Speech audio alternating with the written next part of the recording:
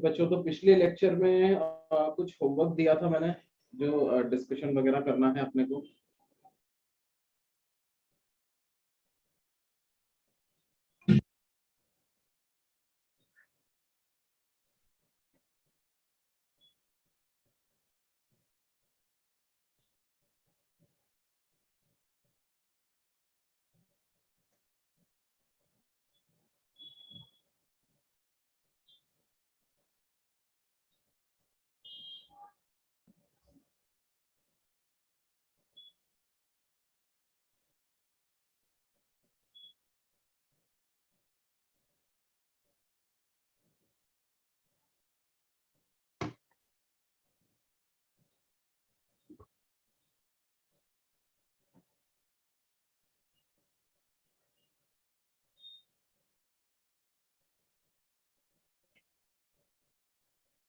Last lecture में हमने बच्चों मैकेनिकल प्रॉपर्टीज ऑफ सॉलिड्स पढ़ा था। उसका एनसीईआरटी कर लिया है क्या सब लोगों ने बच्चों? Yes sir. ओके, उसमें से जो डाउट्स हैं वो पूछ लीजिए भाई।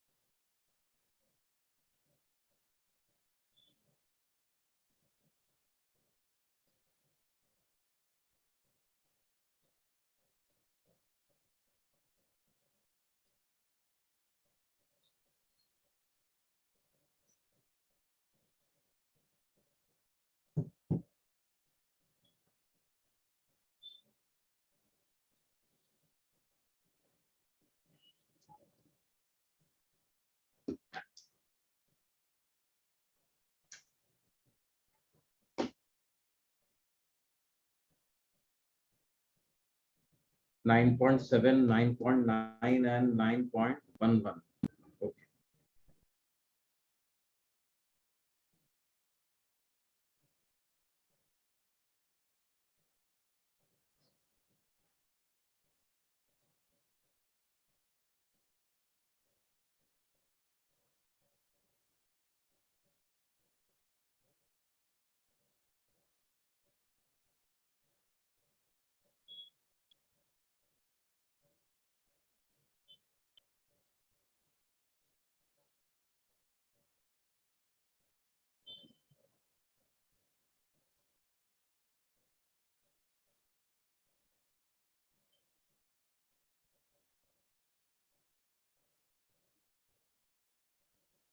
देखिए बच्चों क्या है, 9.7 की बात सबसे पहले कर लेते हैं।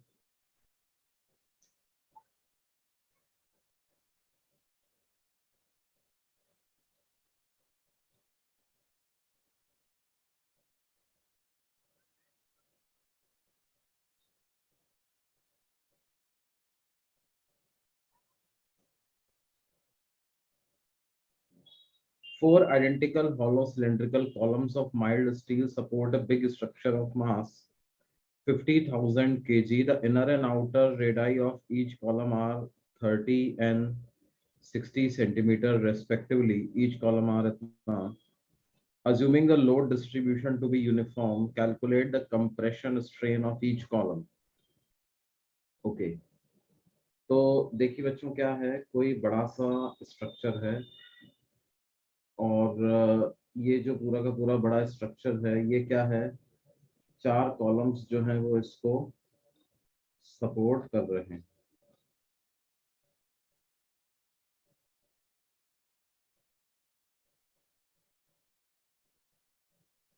तो हमें क्या करना है, हर कॉलम पे कितना लोड आ रहा है ये हमें कैलकुलेट करना है। इस पूरे का मास कितना दिया हुआ है बेटे? 50,000 kg। क्या हम ये मान सकते हैं कि ये पूरा जो है वो बेसिकली चार इन पे बराबर बराबर तरीके से डिवाइड हो जाएगा? तो एक पे कितना लोड आ रहा होगा? 50,000 डिवाइडेड बाई 4 इंटू जी। एक पे इतना लोड आ रहा।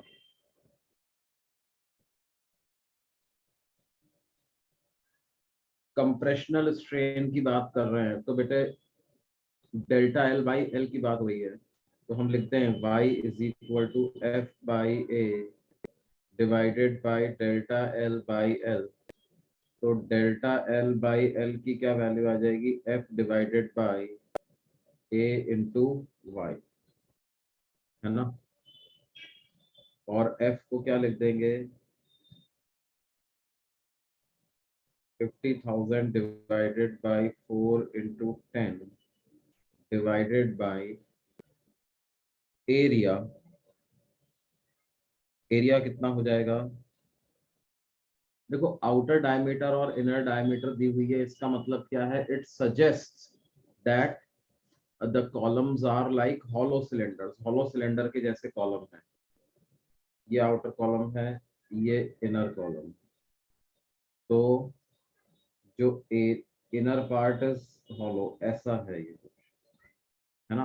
तो इसका एरिया अपन कैसे लेंगे? पाई इंटू आउटर रेडियस का square minus pi into inner radius का स्क्वायर।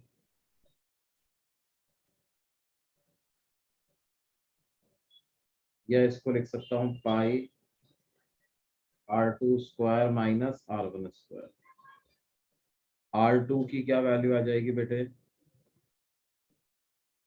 60 सेंटीमीटर दिया हुआ है, तो 60 सेंटीमीटर मतलब 0.6 मीटर हो जाएगा। तो 0.6 का स्क्वायर माइनस 0.3 का स्क्वायर, तो आ जाएगा पाई। 0.6 का स्क्वायर मतलब 0.36, 0.3 का स्क्वायर मतलब 0.09। तो 0.36 माइनस 0.09 अगर हम करते हैं तो क्या ये 0.27 के बराबर आ जाएगा? Yes sir. Yes, sir. तो आप इसकी वैल्यू को पाई इंटू 0.27 ऐसा रख दीजिए। तो ये वैल्यू आ जाएगी कितनी? 5 into 10⁵ divided by 4 pi multiplied by 0.27। अब देखो ये जो 0.27 है, अप्रोक्सीमेट कैलकुलेशन के लिए, अप्रोक्सीमेट कैलकुलेशन के लिए क्या है? इसको हम 1/4 ही लिख देते हैं, तो ये इससे कैंसिल हो जाता है। और पाई को 3.14 की जगह आप 3 ही मान लो, तो ये 5/3 हो जाएगा। तो ये वैल्यू क्या निकल करके आ जाती है बेटे? अच्छा, अभी यंग्स मॉडुलस से डिवाइड भी तो करना है ना।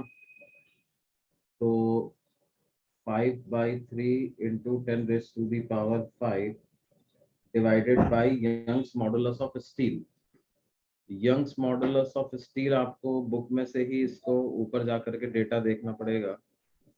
तो वो मेरे ख्याल से 2 इंटू 10⁹ आता था, कितना आता था?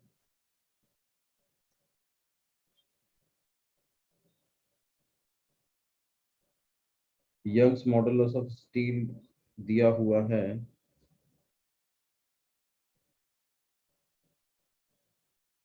सर आपने हमें जो दिया इंटू था। 10⁻11, है ना। Yes sir. तो 2 इंटू 10⁻11 लिख लेते हैं। तो ये क्या हो जाएगा? 5/6 इंटू 10⁻⁻6, ये ऐसा आ जाएगा, है ना। या परसेंटेज टर्म्स में बात करें तो 5/6 इंटू 100 इंटू 10⁻⁻6, कितना परसेंट? क्या ये बात समझ में आती है बेटे? Yes sir. उसके बाद जो आपने पूछे हुए हैं वो क्या है बच्चों? 9.6 ऑल्सो 9.6, 9.9, 9.6 क्या है वो देखते हैं। The edge of aluminum cube is 10 centimeter long. Cube एक दिया हुआ है और 10 सेंटीमीटर उसकी एक length. One face of the cube is firmly fixed to a vertical wall.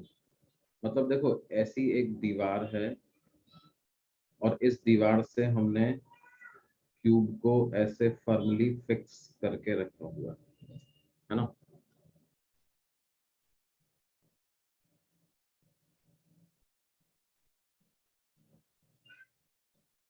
Mass of 100 kg is then attached to the opposite face of the cube.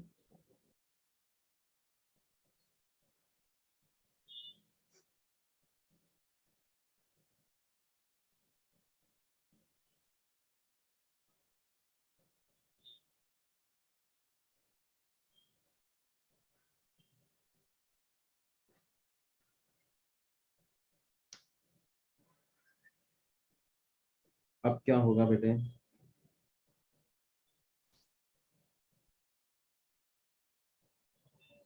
Shear modulus of aluminum is 25 gigapascal.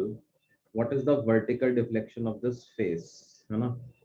देखो ये बोल रहे हैं कि हमने क्या किया, इससे एक 100 किलो का मास अटैच कर दिया है ना। कोई मान लो कि किसी मैग्नेट मैग्नेट के तरीके से अटैच कर दिया, वॉट एवर। अब इस पर mg लगेगा तो क्या होगा, ये जो मास है वो इस पर भी इस डायरेक्शन में फोर्स एक्सर्ट कर देगा। वो कितना फोर्स एक्सर्ट कर देगा बेटे? 100 जी। 1000 न्यूटन का फोर्स एक्सर्ट कर यस। दे, है ना। तो हम क्या लिखेंगे?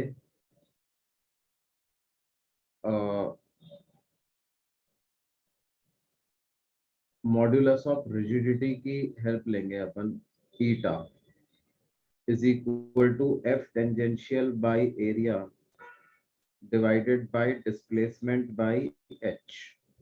तो ईटा एक्स बाय एच की क्या वैल्यू आ जाएगी? F tangential by area. तो इसका मतलब एक्स आ जाएगा F tangential into H divided by eta into area. तो एफ टेंजेंशियल हो गया 1000 न्यूटन, एच हो गया इसकी लेंथ, ये वाली लेंथ, तो 10 सेंटीमीटर मतलब 0.1 metre divided by eta. Eta के लिए again you will have to refer that table. और modulus of rigidity of steel की वैल्यू की जरूरत पड़ेगी आपको, तो वो हमें कितना दिया हुआ है?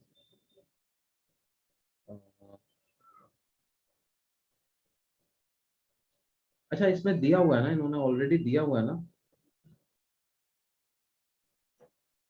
कुछ। हाँ 200 सर सर, पास्कल कितना दिया हुआ था? 25 गीगा पास्कल। पास्कल। तो 25 इंटू 10⁻⁹ और एरिया तो क्योंकि 10 सेंटीमीटर का है तो 0.1 क्रॉस 0.1 है ना। 100 इंटू 10⁻⁻4 मतलब कितना? 10⁻⁻², ये हो जाएगा। तो ये हो जाएगा 10⁻⁻1, ये ऊपर जाएगा तो 10 और 25 4 140। क्या ये 4 इंटू 10⁻⁻6 मीटर आ जाएगा, यस सर। है ना। फिर उसके बाद तो पूछ रहे हो कौन सा? 9.11, ये क्या है? 14.5 kg mass fastened to the end of a steel wire of unstretched length 1 meter is whirled in a vertical circle with angular velocity 2 revolution per second This is at the bottommost point. ठीक है. The cross section area of the wire is 0.065 centimeter square. Calculate the elongation of the wire when the mass is at the lowest point of its path. तो हम क्या equation लिख देंगे बच्चों lowest point पे? Vertical circle में क्या equation लिखते हैं बच्चों लोएस्ट पॉइंट पे? ये सीखा हुआ है ना हमने सर्कुलर मोशन में. ऊपर लग रहा है टेंशन, नीचे लग रहा है mg. तो क्या इक्वेशन आ जाएगी? T minus mg is equal to m omega square r की जगह L लिख सकते हैं.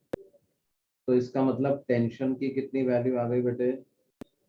mg plus m omega square L. What is mass? Mass is 14.5. G is 10 plus 14.5 into omega square. 2 revolution per second. एक revolution में कितना radian होता है? 2 पाई. तो 2 रिवॉल्यूशन पर सेकंड का मतलब 4 पाई रेडियन पर सेकंड. तो क्या हो जाएगा बेटे?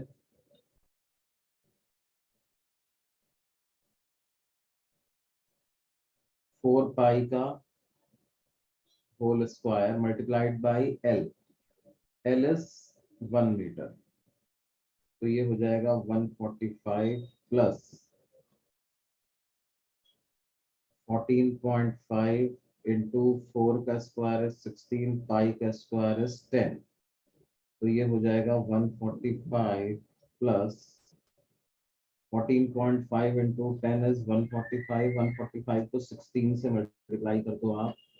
तो बेसिकली ये 145 इंटू 17 हो जाएगा पूरा मिलकर के. और 17 5 जा 85 और 76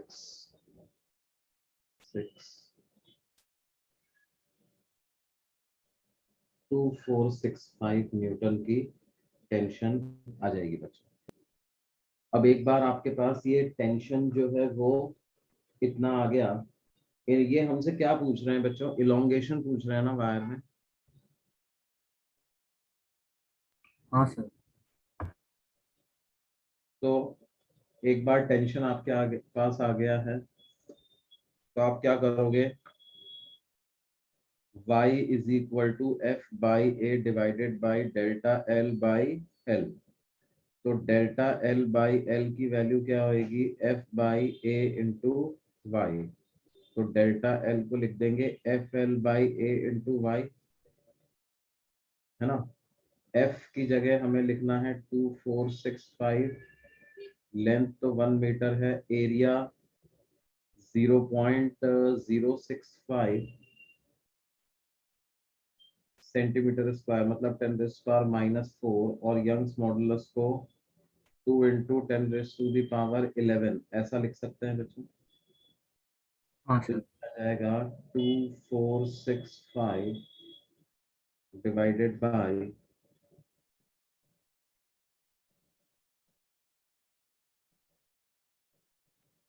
0.13 into 10 raise to the power 7, है ना.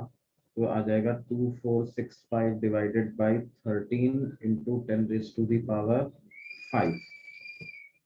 और इसको आप कैंसिल करोगे तो ये कितना आएगा? 13 1 जा 13 और फिर 13 8 जा 104 189 into 10 raise to the power -5 metre या 1.89 मिलीमीटर. क्या ये बात समझ में थी? क्या आंसर दिया हुआ है इसका जरा चेक करना तो बेटा.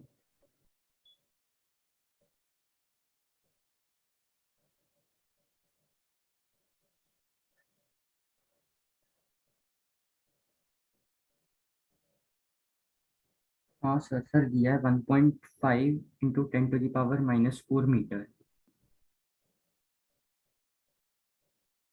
क्या दिया हुआ है 1 1.539 into 10 to the power minus 4 meter. सही नहीं माना।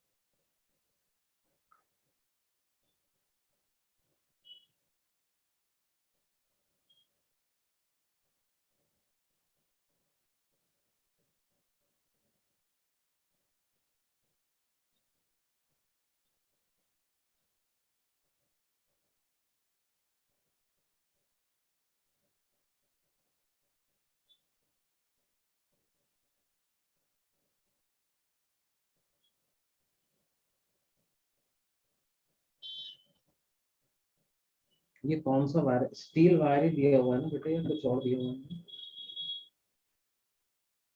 तो स्टील वायर ही दिया है।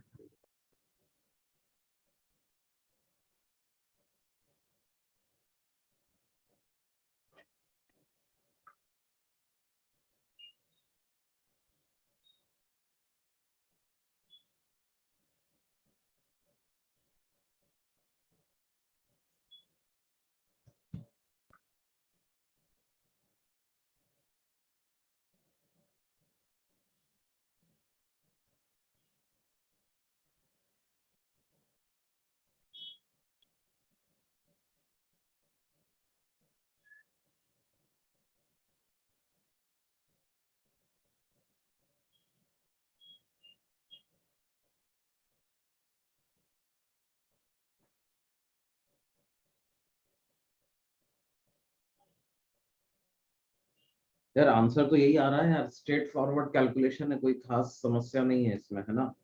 यही आना चाहिए, ठीक है। एक बार और आप लोग कैलकुलेशन इसको चेक कर लेना, मेथड यस। यही है इसका। ठीक है बच्चों, और बोलिए। Okay sir. 9.11 हो गया, यस सर। 9.9 भी था, ओके। 9.9 क्या है? A steel cable with radius 1.5 centimetre, a steel cable with radius 1.5 centimeter supports a chair lift at a ski area, ठीक है। If the maximum stress is not to exceed 10 raised to the power 10 8 newton per metre square, मतलब force upon area, ये stress होता है, ये less than और equal to होना चाहिए किसके? 10 raised to the power 8 newton per metre square के। What is the maximum load the cable can support, ठीक है।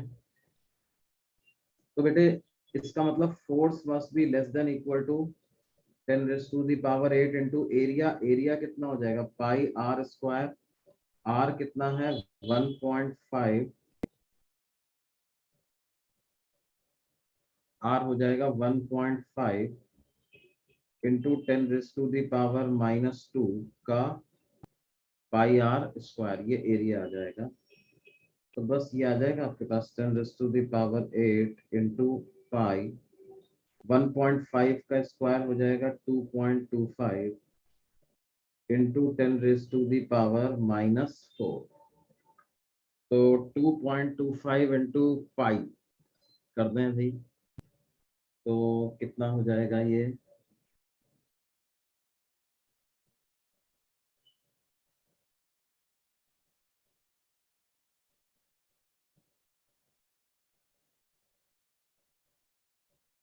तो 7.065 आ जाएगा। तो F must be less than equal to 7.065 into 10 raised to the power 4 newton. Sir वो inequality में हमने less than वाला भी मतलब क्यों लिया, लेस देन क्यों होगा सर, इक्वल टू क्यों नहीं हो जाएगा? हाँ तो अब देखो, इससे छोटा ही तो होना चाहिए यार, छोटा होना सेफ है ना हमारे लिए। यस सर, यस सर, हाँ। अब इससे आपको पता चल गया भाई, एफ इससे छोटा होना चाहिए, इसका मतलब एफ की मैक्सिमम वैल्यू क्या हो गई? 7.065 5 into 10 to the ten power to the 4। Power 4 newton, है ना। Yes sir. किलोग्राम में निकालना है तो आप 10 से डिवाइड कर दो इसको, एम जी के हिसाब से आ जाएगा, तो आ जाएगा 7.065 into 10 to the power 3 kilogram, 7065 kilogram ऐसा। यस सर, समझो। और बोलिए भाई। सर हो गया। ओके,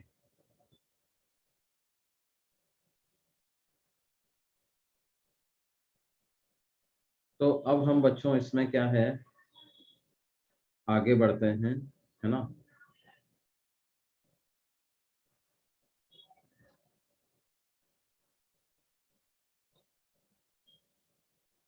तो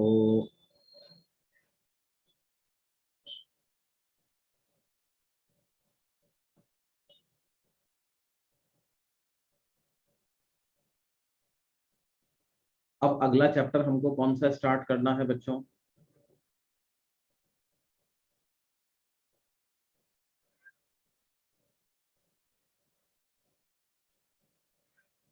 कौन सा चैप्टर स्टार्ट करें भाई बताइए। सर कोई भी चलेगा। अब हम स्टार्ट करेंगे थर्मल प्रॉपर्टीज ऑफ मैटर।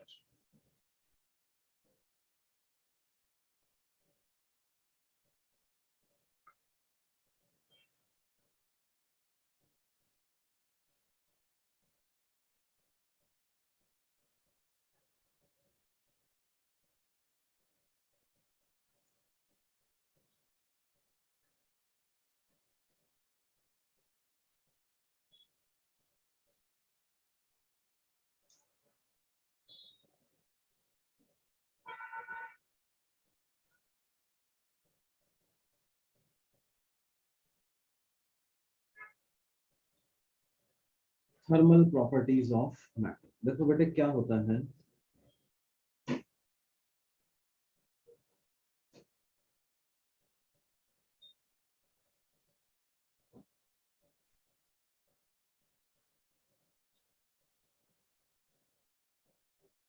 क्या हमें ये पता है कि हीट करने पर मेटल्स जो है वो एक्सपैंड करते हैं, yes sir.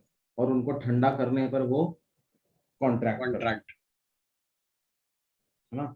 Upon heating objects have a tendency to expand, upon cooling they have a tendency to contract. और बेसिकली ऐसा होता क्यों है कि देखो,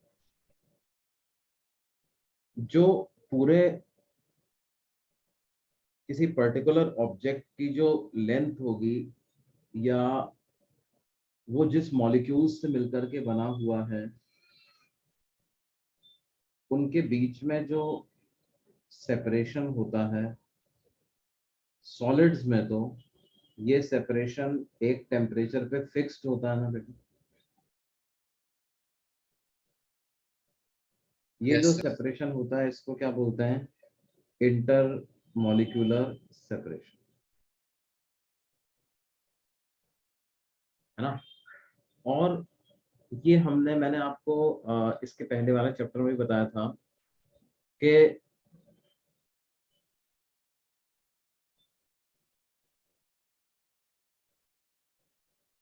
ये जो सेपरेशन होता है उसको हम बोलते हैं basically equilibrium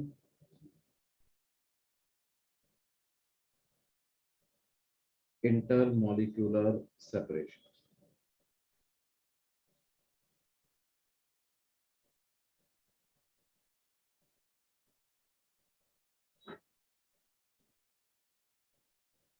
equilibrium intermolecular separation.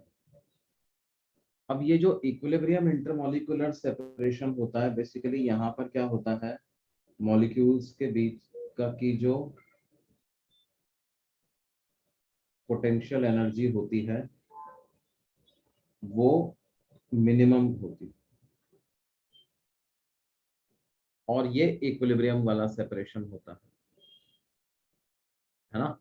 लेकिन ध्यान दीजिए कि जैसे जैसे ये मॉलिक्यूल्स क्या होते हैं ना, ऐसा नहीं होता कि ये परफेक्टली इसी जगह पर जमे हुए हैं हमेशा, ऐसा नहीं होता है। क्या होता है, वो वाइब्रेट कर रहे होते हैं। मॉलिक्यूल्स जो होते हैं वो क्या कर रहे होते हैं, वाइब्रेट कर रहे होते हैं। और क्योंकि वो वाइब्रेट कर रहे होते हैं, वो वाइब्रेट क्यों कर रहे होते हैं, वो वाइब्रेट इसलिए कर रहे होते हैं कि at any temperature those molecules have some amount of thermal energy associated with them, और उस थर्मल एनर्जी बेसिकली वो क्या है, वो रैंडम मोशन की एनर्जी है, वो वाइब्रेशनल एनर्जी है।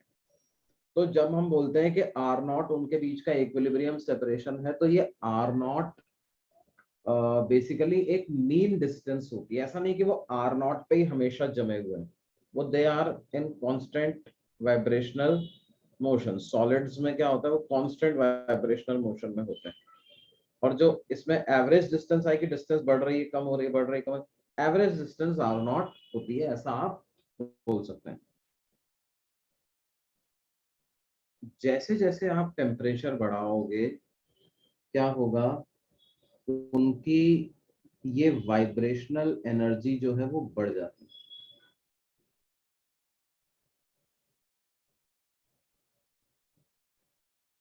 As we increase the temperature, the vibrational energy increases.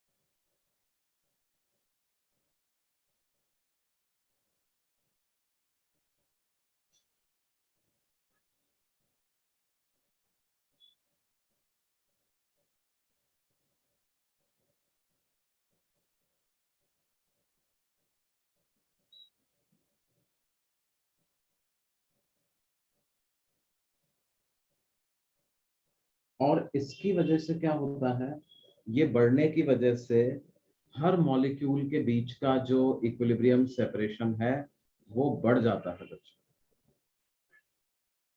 And hence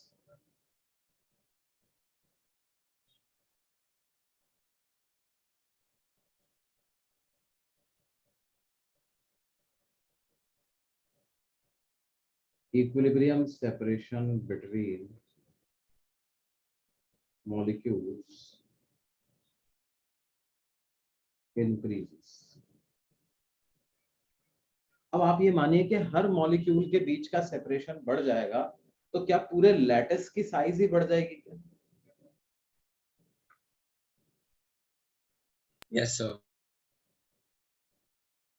And therefore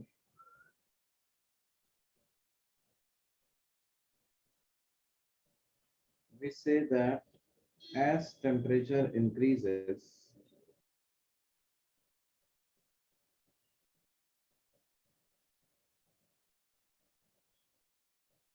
materials expand.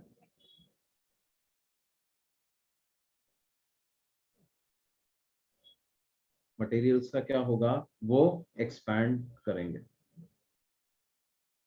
है ना। और वो जनरली क्या होता है, आइसोट्रोपिक मटेरियल्स अगर हैं तो they expand uniformly in all directions. Isotropic materials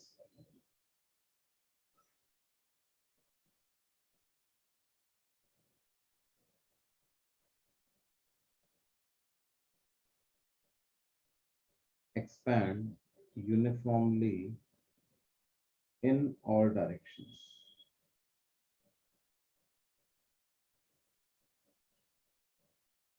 सारी डायरेक्शंस में वो यूनिफॉर्मली ही एक्सपैंड करेंगे। ये बात समझ में आती है बेटा? सर आइसोट्रोपिक मटेरियल्स मतलब? आइसोट्रोपिक मतलब कि डायरेक्शनल डिफरेंस नहीं होता। क्या है कि हर डायरेक्शन में वो एक जैसा कंपोजिशन है उनका, हर डायरेक्शन में। मतलब let's say you are sitting somewhere in the bulk of an iron cube, तो क्या है, in all the directions the composition is same, density is same, number of molecules per metre cube is same, है ना? ये ए बात। Okay uniformly distributed. Yes sir. मतलब जैसे क्या है कि अगर मैं ये मेरे पास ये एक आयरन क्यूब है और इसको जब मैं हीट करूंगा तो क्या होगा, इसकी लेंथ भी बढ़ेगी, इसकी ब्रेड्थ भी बढ़ेगी और इसकी हाइट भी बढ़ेगी, पूरा ही एक्सपैंड करेगा। लेंथ ब्रेड्थ हाइट तीनों बढ़ेंगे।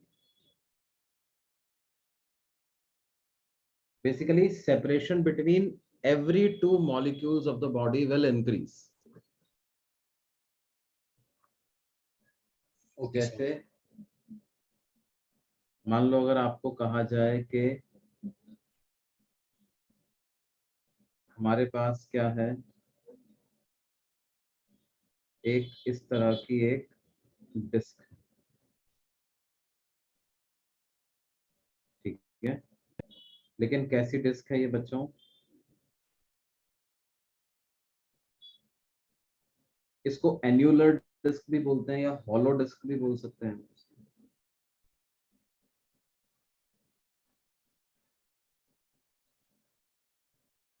इस तरह की डिस्क है, इनर रेडियस है R1, आउटर रेडियस है R2। जब हम टेम्परेचर बढ़ाएंगे तो क्या होगा, आपको कहा जाए कि R1 increases and R2 increases। दूसरा R1 and R2 will both decrease।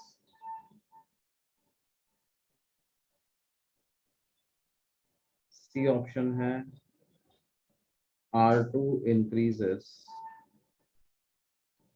but R1 decreases। Yes, sir.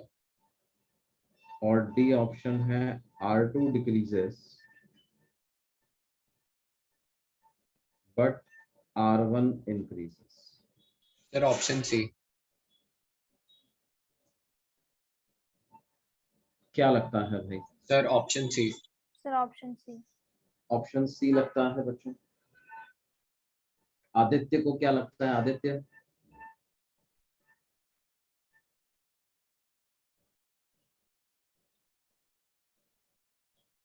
Harshit, yes no कुछ बोलो भाई।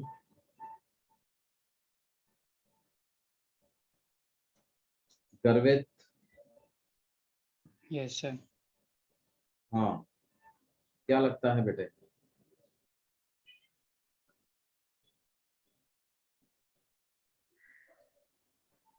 सर मेरे को तो सर बी लग रहा। बी,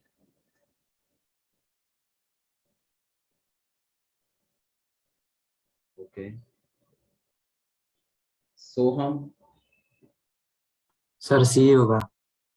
सी लगता है। देखो कई लोगों को सी लग रहा है, कुछ को बी लग रहा है। इसका सही आंसर पता है क्या है? अच्छा देखो, keep this statement in mind and then again look at the problem. Concept क्या है यहाँ पे?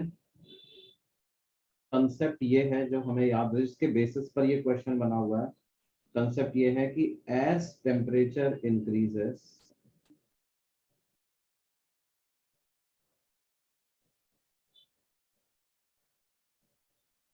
separation between any two molecules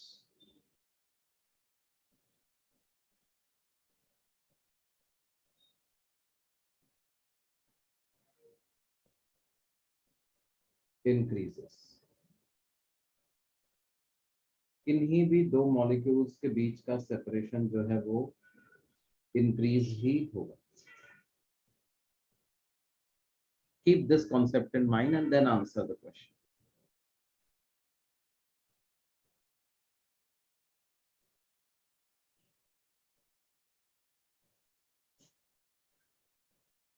क्या अपने आंसर को चेंज करना चाहोगे भाई? नो सर, सर सी ही No, होगा। sir. सर सी है। हाँ, चलो तुम्हारी बात मान लेते हैं। तुमने कहा साहब R2 बढ़ेगा, R1 डिक्रीज हो जाएगा। मान लो मैंने ये दो पार्टिकल ले लिए, ये दो, इन दोनों के बीच के सेपरेशन का क्या होगा अगर R1 डिक्रीज हो गया? सर अब वो पास आ जाएंगे। हैं, ये पास आ जाएंगे। Yes sir. और हमने तो टेम्परेचर बढ़ाया है, इंटरमॉलिक्यूलर सेपरेशन तो बढ़ना चाहिए। हाँ सर, तो फिर ए आएगा। ए आंसर होगा। इसका आंसर क्या होगा बच्चों? ए। R1 भी बढ़ेगा और R2 भी बढ़ेगा। देखो अपन जैसे जूम करते हैं ना बेटे, आपने जैसे ये कुछ अक्षर मैंने लिखा, लुक एट दिस, इसको मैं जूम कर लूँ तो वो जूम करने पर जैसा होता है ना, होल का रेडियस भी तो बढ़ता है कि नहीं बढ़ता? Yes sir. हाँ सर। वैसा ही कुछ होगा बच्चों। सर हाँ बोलो। सर लेकिन अगर मैं टेम्परेचर बढ़ाऊंगा सर तो मैं ऐसे नहीं समझ सकता, क्योंकि मेरी आउटर रिंग का जो एज है और इनर रिंग का एज है उसे भी दूर दूर जाना चाहिए। तो बिल्कुल वो भी दूर दूर जाएगा, वो भी दूर दूर जाएगा, वो उसकी मैं कहाँ मना कर रहा हूँ। सर लेकिन अगर दोनों इंक्रीज हो, मतलब सर मतलब दोनों यूनिफॉर्मली इंक्रीज नहीं होंगे, मतलब ऐसा ऐसी कोई हाँ मतलब क्या होगा कि देखो R2 ज्यादा बढ़ेगा, R1 कम बढ़ेगा। जैसे जूम कर रहे हैं तो फिर ये इनके बीच का गैप भी तो बढ़ रहा है ना, ये वाला गैप, ये गैप भी बढ़ रहा है ना। Yes sir. तो यस क्या ये सर। पॉसिबल नहीं है कि दोनों बढ़े और होल की रेडियस भी बढ़ जाए और ये वाला जो गैप है R1 और R2 के बीच में वो भी बढ़ जाए? Is it not possible? हाँ सर हो सकता है। हो सकता है, होगा। मतलब अगर आपको इंटर मॉलिक्यूल, हर दो मॉलिक्यूल्स के बीच का सेपरेशन बढ़ाना है तो वो आपको R1 भी बढ़ाना पड़ेगा, R2 भी बनाना पड़ेगा, R2 माइनस R1 भी बढ़ा। इनफैक्ट इसमें हम एक चीज और ऐड कर सकते हैं, क्या है? R1 increases, R2 increases and R2 minus R1 also increases।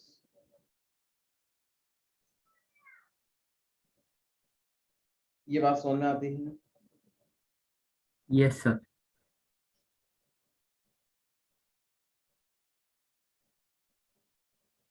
Okay. जैसे उसी तरह से क्या है, एक ऐसा क्वेश्चन पूछा जा सकता है कि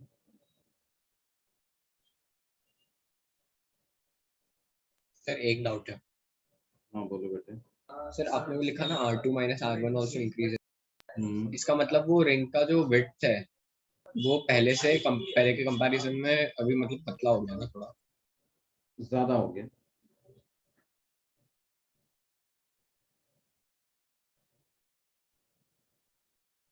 ये ये गैप ही तो R2 माइनस R1 है। Okay sir. हाँ सर।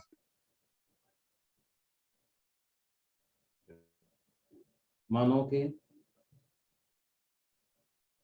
ये एक मेटालिक प्लेट है और इसमें क्या है, एक सर्कुलर होल।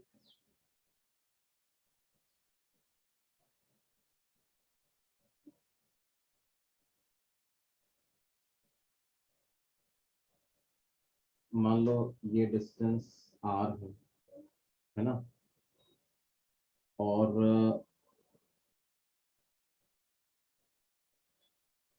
ये वाली डिस्टेंस जो है ये d है, और ये डिस्टेंस जो है ये l है। तो हमें बढ़ाना है, बताना है क्या कि जैसे जैसे टेम्परेचर बढ़ेगा, एज टेम्परेचर इंक्रीजेस, r का क्या होगा, d का क्या होगा, और l का क्या होगा, ये हमें बताना है बच्चों। सर सब इंक्रीज होगा। Yes, very good. हाँ सब सर, के सब सब इंक्रीज इंक्रीज। होगा।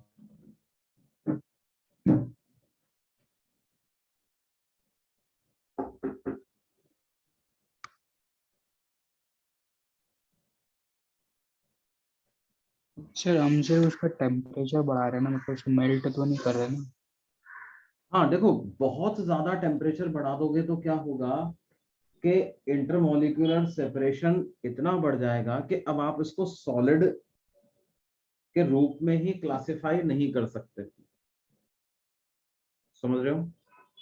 तो फिर क्या होगा, हाँ वो मॉलिक्यूल्स थोड़े फ्री हो जाएंगे and it will get converted into liquid state, उसको अपन लिक्विड बोल देंगे। हाँ सर, फिर तो वो एक्सपैंड होगा ना बस।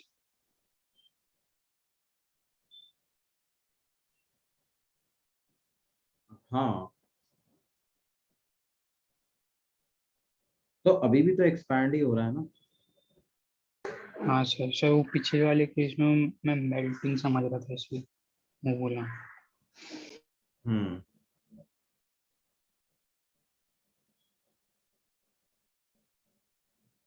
एक मिनट।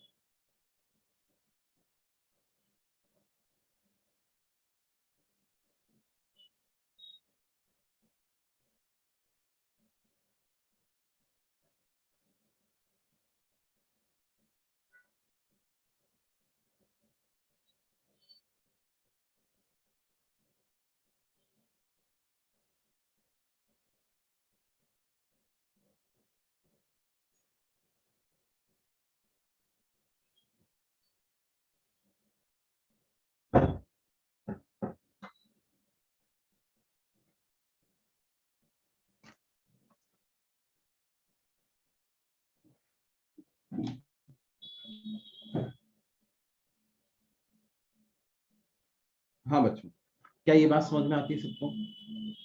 हाँ सर। ओके। अब देखिए,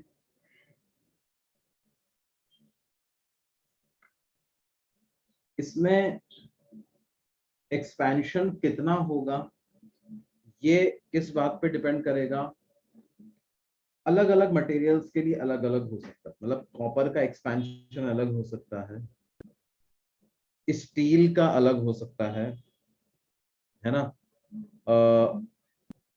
तो द अमाउंट ऑफ एक्सपेंशन ये होगा, वो कितना होगा,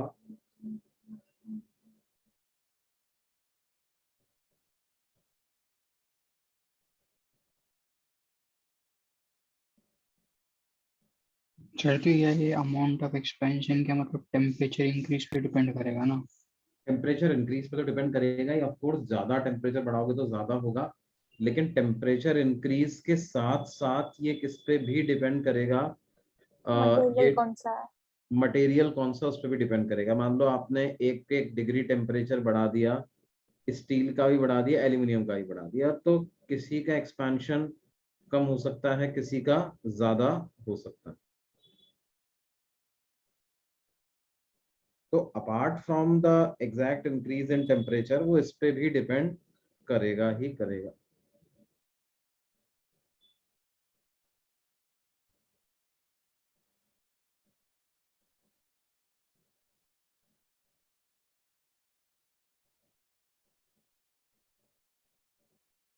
अब हम क्या लिख सकते हैं, देखो कि जो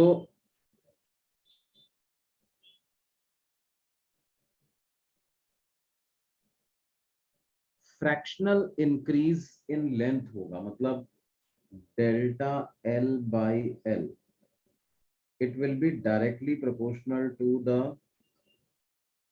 increase in temperature, and अगर मैं इसको इक्वालिटी में कन्वर्ट करूंगा तो मेरे पास क्या आ जाएगा, एक कांस्टेंट आ जाएगा जो कि मटेरियल के नेचर पे डिपेंड करेगा, उसको बोलते हैं अल्फा। अल्फा को बोलते हैं क्या, थर्मल कोफिशिएंट ऑफ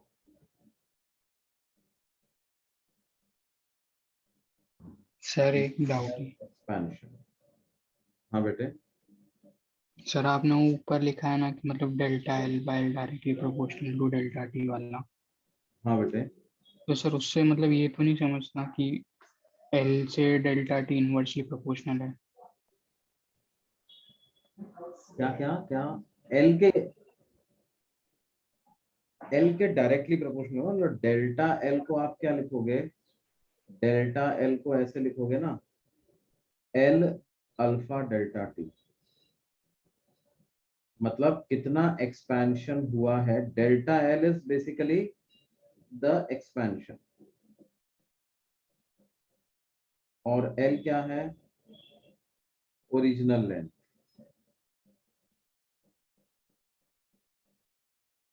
तो जितना एक्सपेंशन हो रहा है वो ओरिजिनल लेंथ के भी डायरेक्टली प्रोपोर्शनल है, मतलब जो लेंथ पहले से ज्यादा थी उसमें एक्सपेंशन ज्यादा होगा, जो लेंथ पहले कम थी उसमें एक्सपेंशन कम होगा।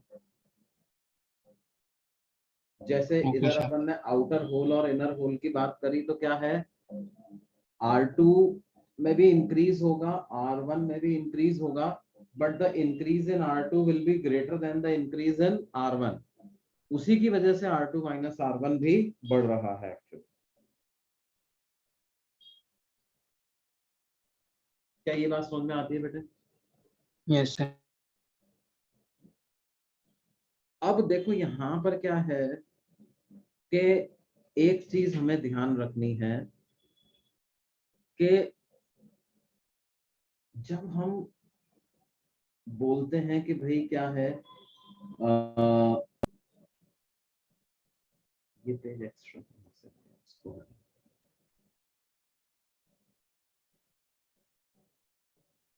ये इसके डायरेक्टली प्रोपोर्शनल है। अल्फा को बोलते हैं thermal coefficient of linear expansion. Alpha की एसआई यूनिट क्या होगी बेटे, देखो डेल्टा एल बाई एल तो एक यूनिट लेस क्वांटिटी है, इसकी कोई यूनिट नहीं है। डेल्टा टी की यूनिट है डिग्री सेल्सियस, तो अल्फा की यूनिट क्या होगी, अल्फा की यूनिट होगी डिग्री पर डिग्री इनवर्स, या पर डिग्री सेल्सियस, या अल्फा को केल्विन इनवर्स भी बोल सकते हैं। अच्छा, 1 डिग्री सेल्सियस इनवर्स को क्या हम 1 केल्विन इनवर्स के बराबर बोल सकते हैं?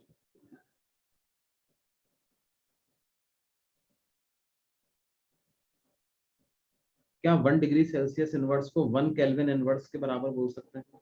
सर सर 273 केल्विन होता है ना? किससे मल्टीप्लाई सर करेंगे? इनवर्स है तो मतलब हो सकता है, इनवर्स है तो। सर लेकिन फिर 273 का डिफरेंस भी तो था जब वो नॉर्मल हाँ फॉर्म सर। था। 273 अरे वाला बट 1 डिग्री सेल्सियस और 273 हाँ, केल्विन, इन दोनों में मतलब सेम ही वैल्यू है, तो उन उन दोनों का जो नहीं, हाँ मतलब डिफरेंस सेम होगा बेटा, आप ऐसे समझिए कि क्या है सर डिफरेंस इक्वल होंगे उनके। ना, डिफरेंस इक्वल होंगे ना। डेल्टा L बाई एल को हमने क्या लिखा है, अल्फा डेल्टा टी के बराबर लिखा है। तो आप ऐसे समझिए कि अगर मेरे को टेम्परेचर डिफरेंस केल्विन में लिखना है और टेम्परेचर डिफरेंस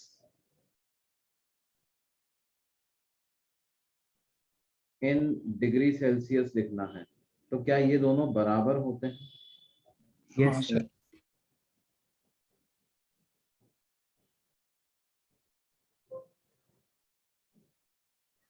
तो अगर ये दोनों बराबर हैं तो बेसिकली अल्फा की यूनिट भी फिर पर डिग्री सेल्सियस और पर केल्विन में बराबर ही आनी चाहिए।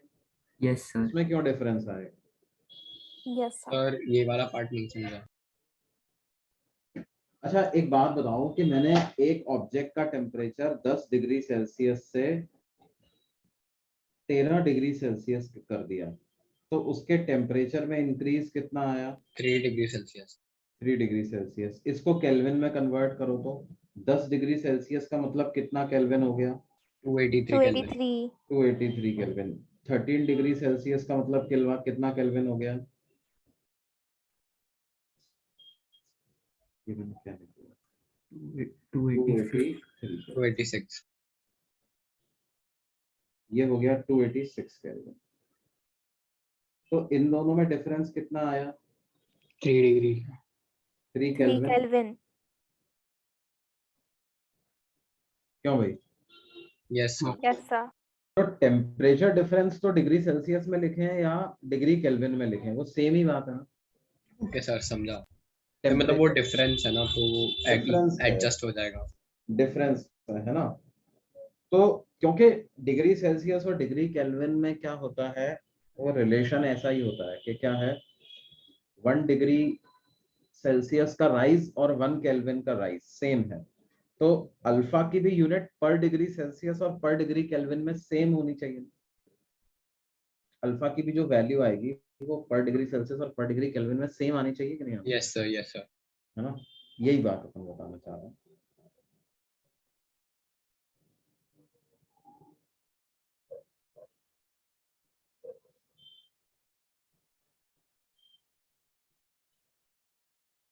अब देखो, हम जब टेम्परेचर बेसिकली होता क्या है, what is temperature? Temperature is measure measure of of heat. Measure of heat. degree of hotness or coldness of a body. Yes So sir. better. Yes sir. Temperature is measure of degree of hotness or coldness of a body. मतलब जो हमें ज्यादा hot लग रहा है, हमें बोलेंगे इसका टेम्परेचर ज्यादा है, जो ज्यादा ठंडा लग रहा है उसका कहेंगे कि साहब इसका टेम्परेचर तो कम है ना। अब देखो क्या है कि ठंडा लग रहा है, गर्म लग रहा है, ये तो एक तरीके से रिलेटिव टर्म हो गई है ना। मतलब आप अभी लेट्स से कि यहाँ पे बैठे हुए हैं हम, सुबह का टेम्परेचर 20 डिग्री सेल्सियस है, मिल रहा है यार ये तो मतलब ठंडी हो रही है यहाँ पे। और वही आदमी मान लो कोई मनाली से यहाँ पे आएगा, उसको तो -3 डिग्री टेम्परेचर है, वो कहेगा अरे यार यहाँ तो गर्मी बहुत ज्यादा है ना। तो बेसिकली क्या है, या फिर मान लीजिए कि ऐसा है कि आइस जो हमारे फ्रीज में जमी हुई है वो -2 डिग्री सेल्सियस टेम्परेचर पे है, और अगर मान लो उसको मैं क्या है किसी -20 डिग्री सेल्सियस के ऑब्जेक्ट के कंपैरिजन में देखूंगा तो वो -2 डिग्री वाला हमको गर्म लगेगा, गरम लगेगा। है ना।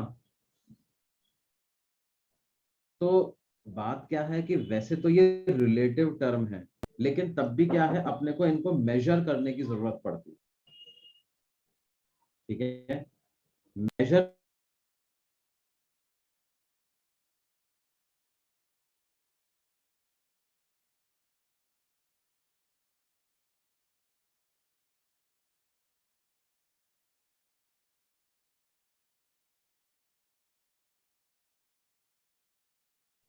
मेजर करने की जरूरत तो पड़ती है टेम्परेचर को, है ना। अच्छा, उसी तरह से हम हीट कैसे डिफाइन करते हैं बच्चों? What is heat? What is heat? फिर it's a form of energy ऐसा मतलब। सर मतलब कितनी एनर्जी दे रहा है किसी पार्टिकल को। इट्स मतलब अ क्या फॉर्म हम इस काइनेटिक तरह की एनर्जी। बात कर सकते हैं क्या कि heat content in a body? Can we talk about this? Yes sir. तो यस मतलब उसमें कितना एनर्जी होगा ना। नहीं नहीं, ऐसा heat content in a body का कुछ मतलब नहीं होता। Heat content in a body का कुछ भी मतलब नहीं होता है। It is a meaningless quantity. Heat को हमेशा हम डिफाइन तभी करते हैं जबकि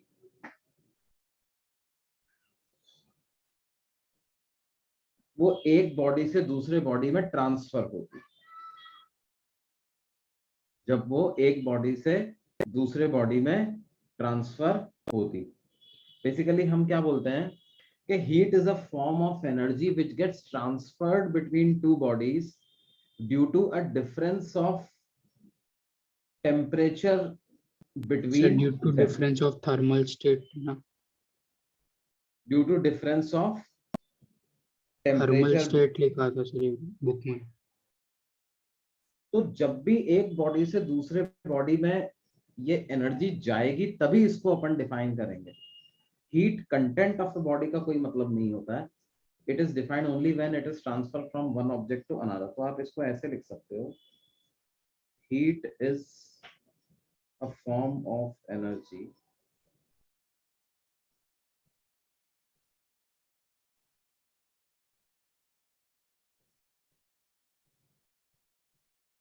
which gets transferred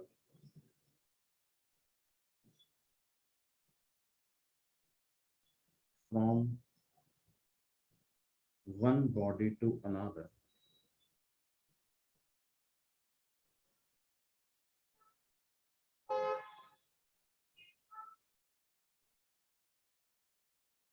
because of a difference of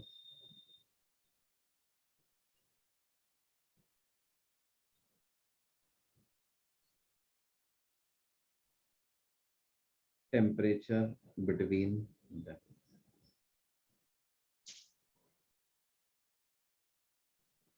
in fact पता है क्या है, टेम्परेचर को हम दो बॉडीज के टेम्परेचर को हम इक्वल तभी बोल सकते, two bodies in thermal contact in each other are said to be having equal temperatures if no मतलब हीट flow ट्रांसफर of ना heat हो। takes place between them, है ना। और क्या है बच्चों, there is a law which is called as zeroth law of thermodynamics. वो क्या कहता है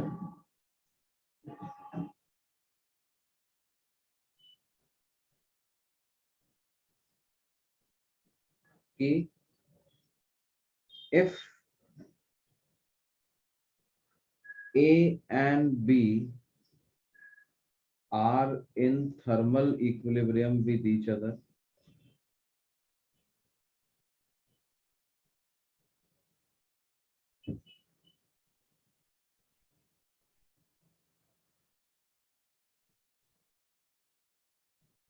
and B and C are also in thermal equilibrium with each other, then A and C must also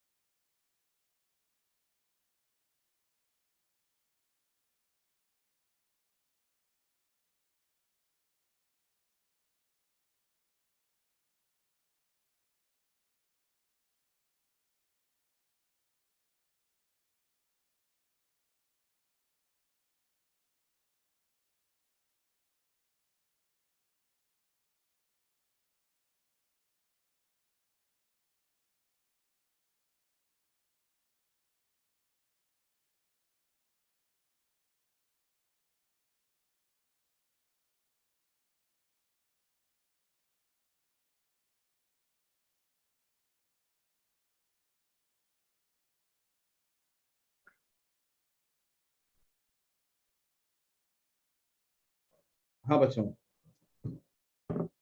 अरे यार, ये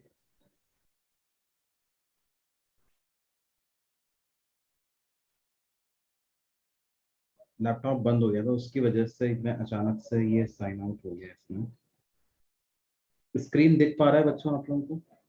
नो सर। एक minute. हाँ sir, share हो रहा है।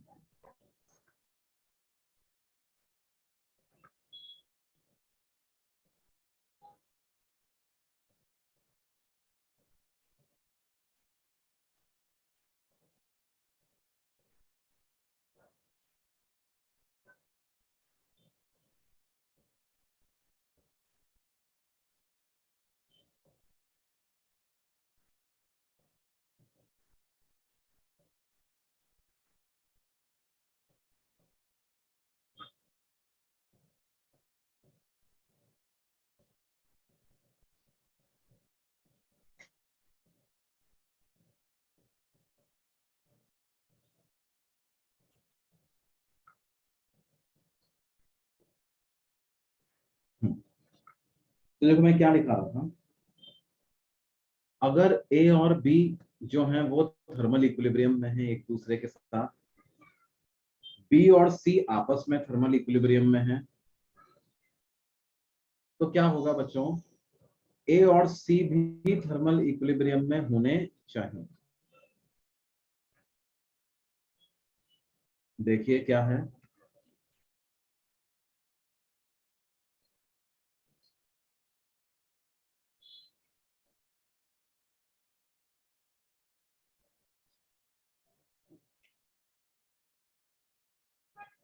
if A and B are in thermal equilibrium with each other and B and C are also in thermal equilibrium with each other, then A and C must also be in thermal equilibrium. क्या ये बात समझ में आ रही है बच्चों? Yes sir. Yes sir. देखो ये उतना ऑब्वियस नहीं है जितना हमको लग रहा है। क्यों सर, इसका मतलब क्या है? हमको लग रहा है उतना ऑब्वियस नहीं है, इसका मतलब क्या है? मतलब आप सिर्फ इतनी सी बात को समझिए, A is friend with B, B is friend with C. क्या ये जरूरी है कि ए और सी में भी आपस में दोस्ती हो? नो। No sir. नो ऐसा कोई सर। जरूरी नहीं है। A is friend with B, B is friend with C. Is it necessary that A and C are also friends with each other? ऐसा कोई जरूरी नहीं हो सकता, वो ए और सी एक दूसरे को जानते ही ना हो।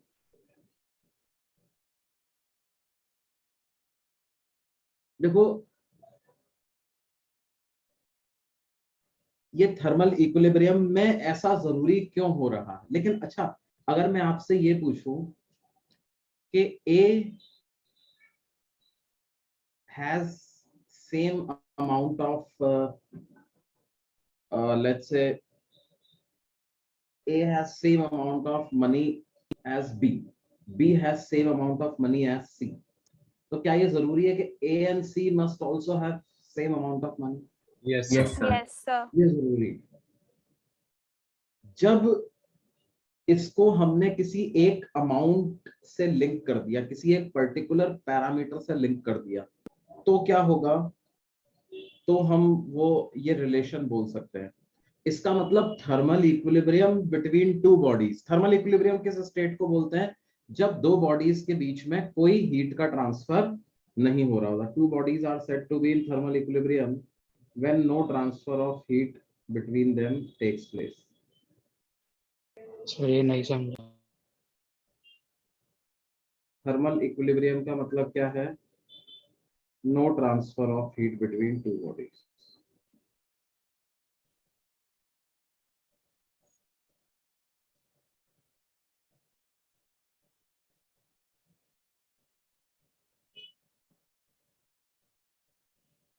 तो देखो, जब हम बोल रहे हैं कि भाई थर्मल ए और बी थर्मल इक्विलिब्रियम में है, इसका मतलब क्या है? ए और बी के बीच में कोई हीट ट्रांसफर नहीं हो रहा। बी और सी आपस में थर्मल इक्विलिब्रियम में, इसका मतलब क्या है? बी और सी के बीच में कोई हीट का ट्रांसफर नहीं हो रहा है। और हम ये बोल रहे हैं कि ए और बी थर्मल इक्विलिब्रियम में है, बी और सी थर्मल इक्विलिब्रियम में है, तो ए और सी भी आपस में थर्मल इक्विलिब्रियम में होना चाहिए। इसका मतलब थर्मल इक्विलिब्रियम में होना या न होना किसी एक कॉमन पैरामीटर पे डिपेंड कर रहा है। और वो कॉमन पैरामीटर को हम क्या बोलते हैं? टेम्परेचर। अगर ए का टेम्परेचर बी से बराबर हुआ तो ए और बी थर्मल इक्विलिब्रियम में हो जाएंगे। हाँ सर। बी और सी का टेम्परेचर बराबर हुआ तो क्या ये दोनों आपस में थर्मल इक्विलिब्रियम में हो जाएंगे? हाँ सर। और ए का टेम्परेचर बी के बराबर है, बी का टेम्परेचर सी के बराबर है, इसका मतलब क्या ए और सी का टेम्परेचर भी बराबर हो गया? हाँ Yes, sir. सर। तो क्या ये दोनों भी थर्मल इक्विलिब्रियम में हो जाएंगे? यस हाँ सर। सर। तो ये जो जीरोथ लॉ है, इससे क्या है, हम इस कंक्लूजन पे पहुंचे भाई कि जो थर्मल इक्विलिब्रियम जो है वो टेम्परेचर से लिंक्ड है। Thermal equilibrium is linked with temperature. Temperature. Temperature एक ऐसा पैरामीटर है जिससे डिसाइड हो रहा है भाई दो बॉडीज आपस में थर्मल इक्विलिब्रियम में है या नहीं। और अगर टेम्परेचर डिफरेंस है तो हीट एक्सचेंज होगा, और हाई टेम्परेचर से लो टेम्परेचर हीट का एक्सचेंज, हीट का फ्लो होगा। सर एक डाउट है।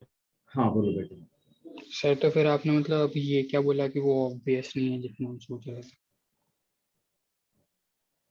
भाई अगर मान लो कि थर्मल इक्विलिब्रियम जो है वो किसी ऐसे पैरामीटर पे डिपेंड कर रहा होता जो कि मतलब जैसे दोस्ती की, फ्रेंडशिप के जैसा चीज पे डिपेंड कर रहा होता है। A is friends with B, B is friends with C. तो क्या ये जरूरी है क्या कि ए और सी भी फ्रेंड्स होने ही चाहिए एक दूसरे के साथ? नहीं सर। नहीं। क्यों क्यों जरूरी नहीं है? क्योंकि ये फ्रेंडशिप होना मतलब कोई एक कॉमन पैरामीटर नहीं है कि ए और बी दोस्त है, इसका मतलब एक पर्टिकुलर चीज है जो दोनों के पास है। बी और सी दोस्त है, इसका मतलब एक ऐसी चीज है जो कि बी और सी की भी सेम है।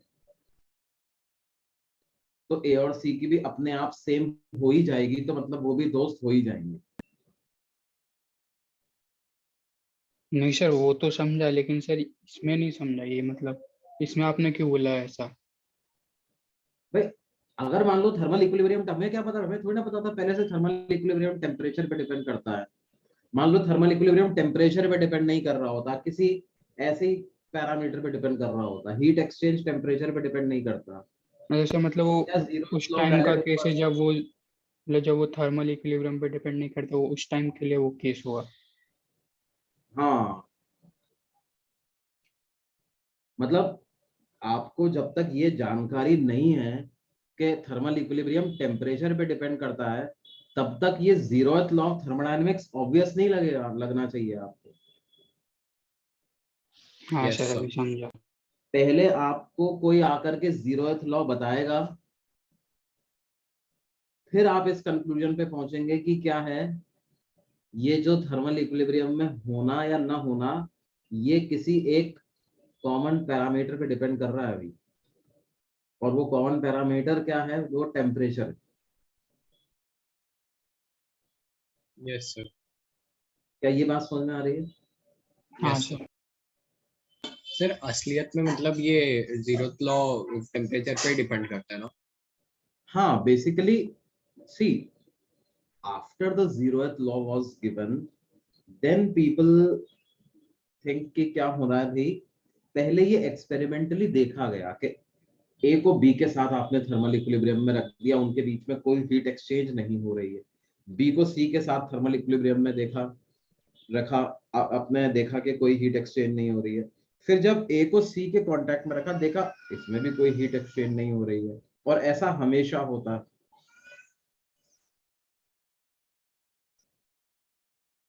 यस सर, समझा।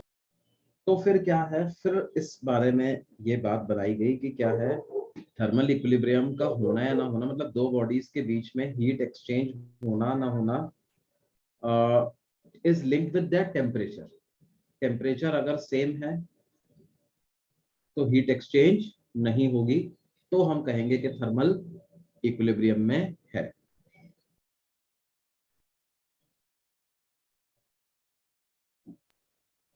समझा सर। अब देखिए, हमने डिफाइन तो कर दिया कि टेम्परेचर को मेजर कैसे करोगे आप, मतलब how will you come to conclusion कि भाई इस बॉडी का टेम्परेचर 20 डिग्री सेल्सियस ही है, या इसका टेम्परेचर 50 डिग्री सेल्सियस है, वो हम उसको मेजर कैसे करेंगे? तो टेम्परेचर मेजरमेंट करने के लिए, जैसा कि हम लोगों को पता है, एक डिवाइस बनाई जाती है जिसको क्या बोलते हैं, थर्मोमीटर। मीटर्स बोलते हैं, है ना। और thermometer, therm stands for heat measurement या टेम्परेचर मेजरमेंट, है ना। अब हीट तो एक फॉर्म ऑफ एनर्जी है, उसकी तो एसआई यूनिट जूल हो गई। टेम्परेचर जो है वो अलग अलग पार्ट्स में, अलग अलग पार्ट्स ऑफ द वर्ल्ड में अलग अलग साइंटिफिक कम्युनिटीज ने क्या किया, अपनी अलग अलग यूनिट्स उसके मेजरमेंट की बनाई। डिग्री सेल्सियस, फ़ारेनहाइट, केल्विन, ये सारी जो है वो अपने जगहों पर popular units of measurement of temperature है। लेकिन ये टेम्परेचर को मेजर कैसे किया जाता है, तो उसके लिए हम क्या तरीका अपनाते हैं, हम कोई ऐसी फिजिकल प्रोसेस चुनते हैं जो कि टेम्परेचर पे डिपेंडेंट होती है ना। अब वो फिजिकल प्रोसेस क्या हो सकती है, जैसे मरकरी का एक्सपेंशन हो गया। जो हमारा बॉडी टेम्परेचर जनरली जिस थर्मोमीटर से अपन नापते हैं, तो उसमें अंदर मरकरी यूज करते, एक बल्ब लगा हुआ होता है ना, और उस बल्ब में फिल्ड होता है क्या, मरकरी। मरकरी एक ऐसा मेटल है जो कि लिक्विड स्टेट में होता है एट रूम टेम्परेचर।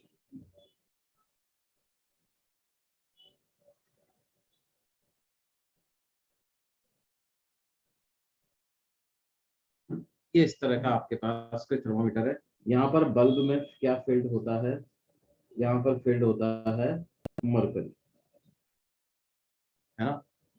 और बेसिकली हम क्या करते हैं, कोई दो टेम्परेचर्स को अज्यूम कर लिया जाता है, मतलब कि जैसे कि हम ऐसा कर लेते हैं कि भाई जो melting ice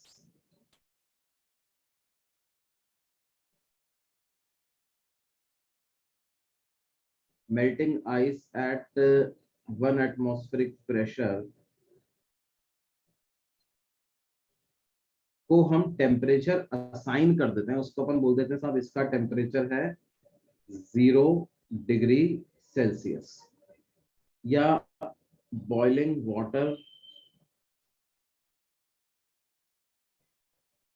eight 1 atmospheric pressure को हम टेम्परेचर असाइन कर देते हैं अपनी तरफ से, कितना, कुछ 100 डिग्री सेल्सियस। ठीक है, और जैसे ये 2 पॉइंट्स है, ये 2 पॉइंट्स फिक्स्ड है ना, इसको बोलते हैं आइस पॉइंट, इसको बोलते हैं क्या, स्टीम पॉइंट।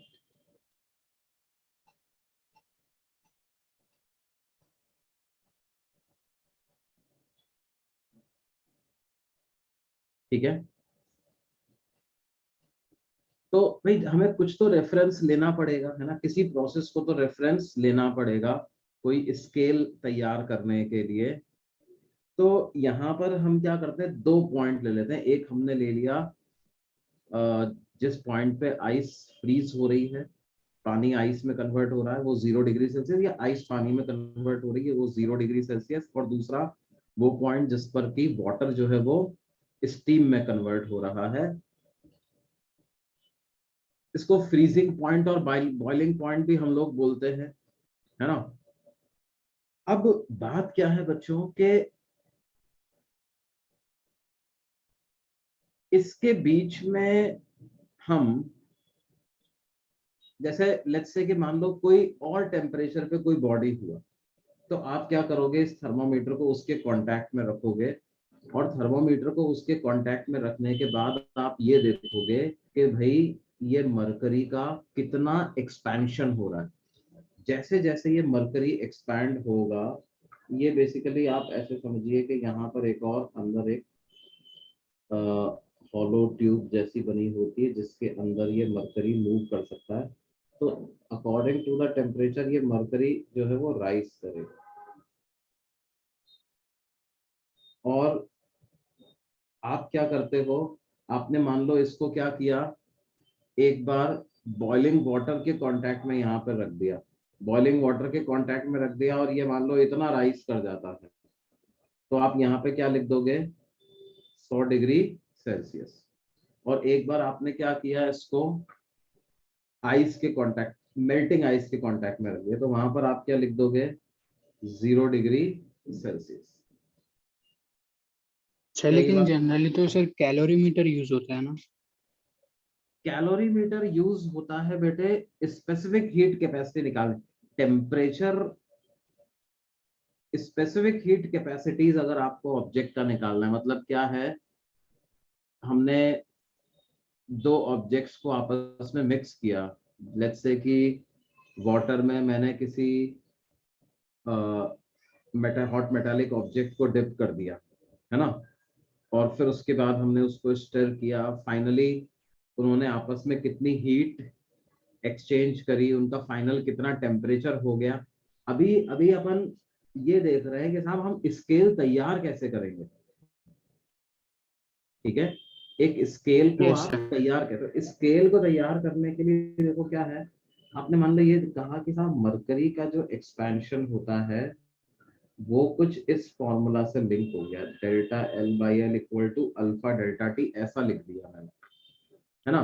तो इसका मतलब क्या है, देखो इस स्केल में किसी पर्टिकुलर टेम्परेचर पर मरकरी की लेंथ क्या हो जाएगी ये आपको पता है, 0 डिग्री सेल्सियस पर उसकी लेंथ क्या है ये आपको पता है।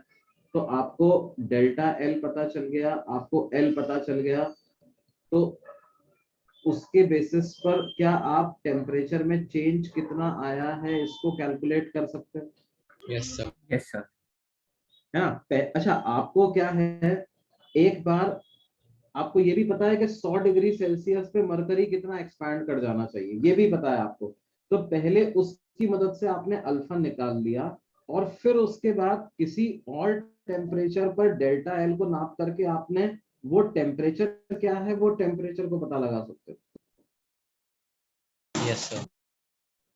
है ना। जैसे मैं आपको सिंपली ये बात कहूं कि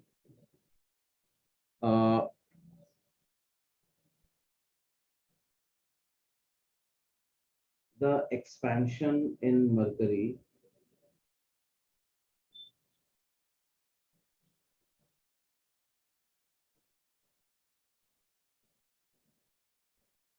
column at boiling water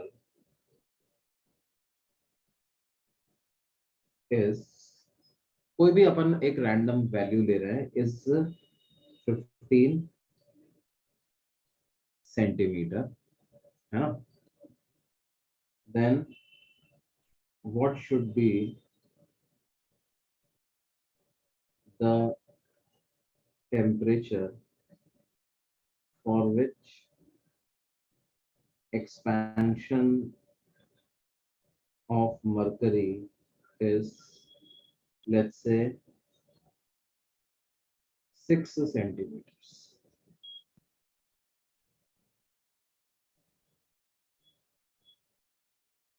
तो बेसिकली हम क्या लिख सकते हैं बच्चों, क्या हम ऐसा लिख सकते हैं, delta L1 divided by delta L2 is equal to delta T1 divided by delta T2। हाँ सर। डेल्टा L1 को हमने क्या लिख दिया, 15 सेंटीमीटर, डेल्टा L2 हमें दिया हुआ है कितना, 6 सेंटीमीटर, डेल्टा T1 कितना हो गया, 100 डिग्री सेल्सियस, डेल्टा T2 को क्या लिख दूंगा, T डिग्री सेल्सियस। तो क्या यहाँ से T की वैल्यू आ जाएगी आपके पास, 100 into 6 divided by 15, 40 degree Celsius. Sir but L का वैल्यू तो अलग अलग होगा ना? नहीं, L का वैल्यू तो हमें वो जो 0 डिग्री सेल्सियस जो बल्ब की लेंथ है वही तो। ओके सर, हाँ सर। है ना, L की वैल्यू क्या, भाई हम हमेशा 0 से कंपैरिजन ही तो कर रहे हैं ना, यस सर। हमेशा अपन कहाँ से कंपैरिजन कर रहे हैं बच्चों, 0 डिग्री सेल्सियस से ही कंपैरिजन इसका स्टार्ट कर रहे हैं। क्या ये बात समझ में आती है बच्चों? Yes sir. अच्छा, उसी तरीके से अगर हम डिग्री फ़ारेनहाइट में बात करें तो आइस पॉइंट आता है कितने डिग्री फ़ारेनहाइट पे, 32 डिग्री फ़ारेनहाइट। और हम बात करें किसकी, स्टीम पॉइंट की, तो स्टीम पॉइंट आता है basically 212 degree Fahrenheit. Ice point आता है 32 डिग्री फ़ारेनहाइट पे, स्टीम पॉइंट आता है 212 डिग्री फ़ारेनहाइट पे। तो आप ये देखिए कि अगर डिग्री सेल्सियस में मैं आइस पॉइंट और स्टीम पॉइंट में डिफरेंस निकालता था तो वो 100 डिग्री सेल्सियस के बराबर आता था, लेकिन अगर डिग्री फ़ारेनहाइट में मैं टेम्परेचर में डिफरेंस निकाल रहा हूं तो क्या वो मेरे को 180 डिग्री फ़ारेनहाइट के बराबर आ रहा है। Yes sir. हाँ, तो अगर मान लो कोई टेम्परेचर आपको डिग्री सेल्सियस में पता है और आप उसको डिग्री फ़ारेनहाइट में कन्वर्ट करना चाहते हो, तो कैसे कन्वर्ट कर सकते हैं बच्चों उसको हम, वो 32 प्लस 9/5 या 5/9 इंटू डिग्री सेल्सियस हाँ, तो होता है वो ना। कैसे कैसे आएगा वो, सर इसमें हम वो डिफरेंस वाला लगा सकते हैं क्या लॉ, कि कौन सा बेटे, टेम्परेचर डिफरेंस सेम होगा।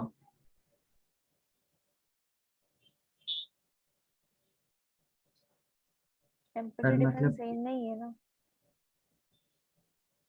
हाँ, मतलब हम उससे वो रिलेशन फाइंड नहीं कर सकते क्या?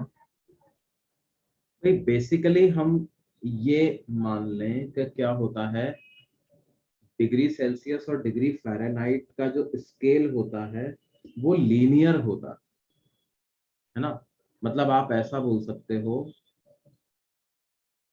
क्या कि temperature in degree Celsius is equal to some constant A times temperature in degree Fahrenheit plus some other constant B, है ना। और A और B की वैल्यू पता लगाने के लिए आपके पास दो डेटा अवेलेबल हैं। पहला डेटा कौन सा अवेलेबल है? 100 degree Celsius, a temperature of 100 degree Celsius in 100 degree Celsius, ये किसके बराबर है? 212 डिग्री फ़ारेनहाइट प्लस बी, ऐसा लिख सकते हैं। Yes sir. एक इक्वेशन ये आ गई। दूसरी इक्वेशन क्या आ जाएगी? 0 degree Celsius is equal to A into 32 degree Fahrenheit plus B. क्या ये सेकंड इक्वेशन आ जाएगी बच्चों? इन दोनों sir. इक्वेशंस को आपस में सब्ट्रैक्ट कर दो आप, तो हम क्या लिख सकते हैं? 100 minus 0 is equal to A into 180। क्या ऐसा आ जाएगा? 1 माइनस 2 कर देने से, तो इसका मतलब ए की क्या वैल्यू आ गई बेटे? 5/9। बाई 180।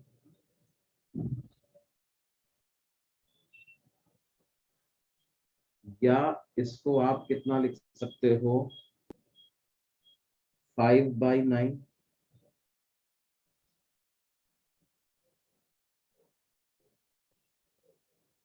और एक बार a की वैल्यू 5/9 आ गई तो उसको इस इक्वेशन में पुट करके b की वैल्यू निकाल सकते हैं।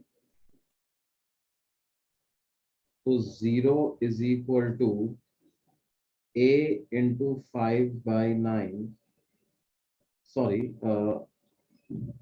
5/9 इंटू 32 प्लस b। तो इसका मतलब b की क्या वैल्यू आ जाएगी बच्चों? क्या b को हम -5/9 इंटू 32 ऐसा लिख पाएंगे? Yes sir. अगर b को हमने इतना लिख दिया तो क्या रिलेशन आ जाएगा? डिग्री सेल्सियस और degree, T degree Celsius is equal to a की जगह मैं लिख देता हूं कितना? 5/9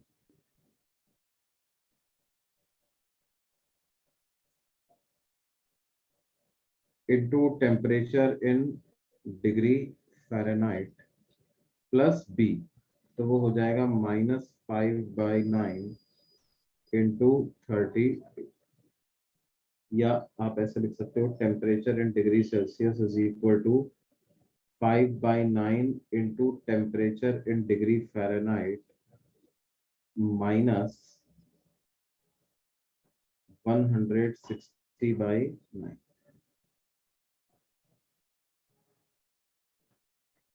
क्या ये चीज समझ में आती है बच्चों? या Yes, sir. इसको बेटर तरीका याद करने का क्या होता है? T degree Celsius 5/9 into T minus 32।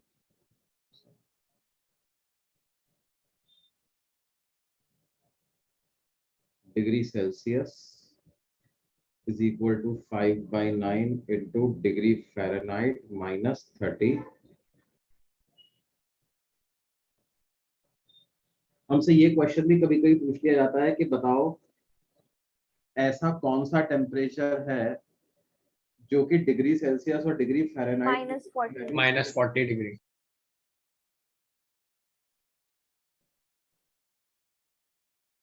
at what temperature degree Celsius is equal to degree Fahrenheit. तो दोनों की वैल्यू इक्वल रख दें अपन। x is equal to 5/9 into x minus 32। क्या हो जाएगा? 9x is equal to 5x minus 160। That means 4x is minus 160। x की क्या वैल्यू आ जाएगी बच्चों? -40 डिग्री। -40 डिग्रीज वो टेम्परेचर है जिस पर क्या है? डिग्री सेल्सियस और डिग्री फ़ारेनहाइट सेम आ जाते हैं। क्या ये बात समझ में आ रही है बच्चों? Yes sir.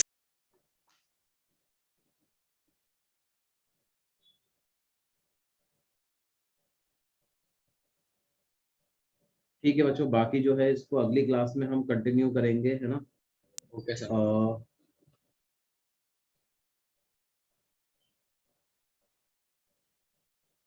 आप लोगों को किसकी शीट भेजनी है मुझे सर ग्रेविटेशन। Sir gravitation. एक मिनट रुकना, वेट करना, वेट करना।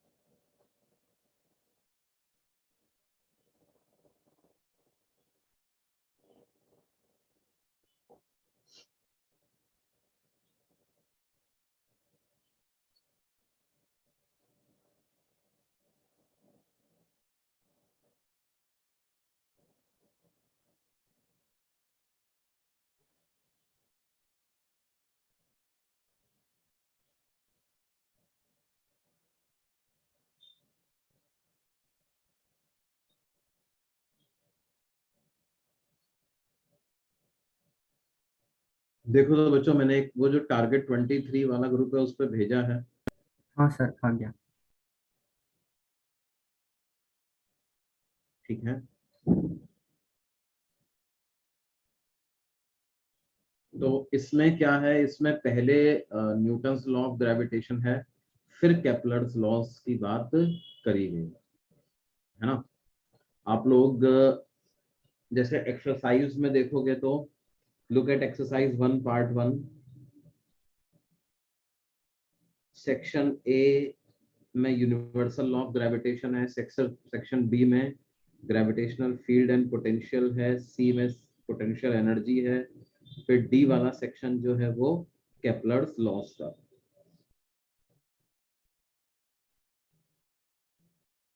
तो आप चाहो तो इसको आसानी से अटेम्प्ट कर सकते हो, कोई दिक्कत नहीं है इसमें, है ना। या थोड़ा आइडिया भी ले सकते हो भाई किस तरह के क्वेश्चंस हमने ऑलरेडी पढ़ चुके हैं, कितना अभी हमको थोड़ा सा पढ़ना बाकी है। तो 80% ऑफ द पार्ट जो है वो हमने आसानी से इसको कवर कर चुके हैं। जो हम फॉर्मूले पढ़े हैं उन्हीं से लगभग लगभग सारे क्वेश्चन सॉल्व हो जाएंगे।